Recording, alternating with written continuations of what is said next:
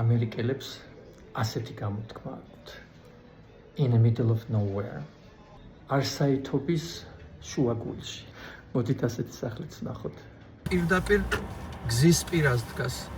ნუ ეხლა მესმის რომ ცოტა ასფალტზე დაზოგეს ფული, იმიტომ რომ სიღრმეში რომ ყოფილიყო, უფრო მეტი ასფალტის გაკეთება იქნებოდა საჭირო. მაგრამ ცოტა არ არის რა ეს კარგი, მაგრამ სახლი დიდებულია. ნახოთ შეგნით. ბატონო. მომწონს ასეთი ფერებში გადაწყვეტილი სახლი.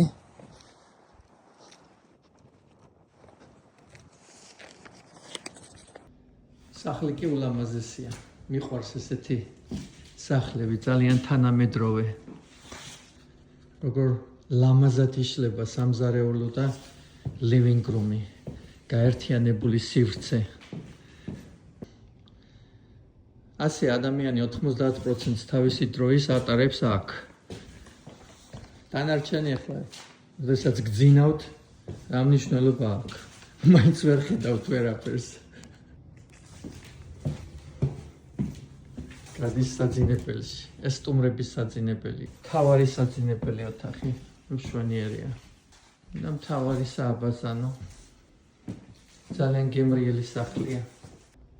პირდაპირ გარაჟიდან შემოდიხართ. ძალიან ფართო და სივრციანი გარაჟი. მანქანიდან გადმოხვალთ, გააღებთ კარებს და შემოდიხართ პირდაპირ აი აქ. და აი ეს იშლება თქვენს თვალწინ. ეს ყველაფერი ასეთი სილამაზე. როგორ მოგწონთ ესეთი გამჭვირვალე კარები? მშვენიერია. ჩავედით ბეისმენტში. აქ ჩემს შტატში ჩრდილოეთში ძალიან უყვართ სივრციანი ბეისმენტები. როგორც წესი აუცილებლად ექნებათ კიდევ ერთი სასტუმრო საძინებელი ოთახი. ორი საძინებელი ოთახიც აქვთ ამათ. ანუ ეს სახლი საერთო ჯამში გამოვიდა 5 საძინებლიანი. აი ეს არის ის სივრცე, სადაც აგრეგატებია ამ სახლის. ავზი, გასათბობი ავზი, ესეც გასათბობი აგრეგატი. აქ არის ანუ აი ეს მილები არის სითბოს მილები. იატაკში არის მილები გაყვანილი და ასე თბება. ესეც არის furnace, გათბობის აგრეგატი. კიდევ ერთი აბაზანა. ეს კარი პირდაპირ გარაჟში ადის.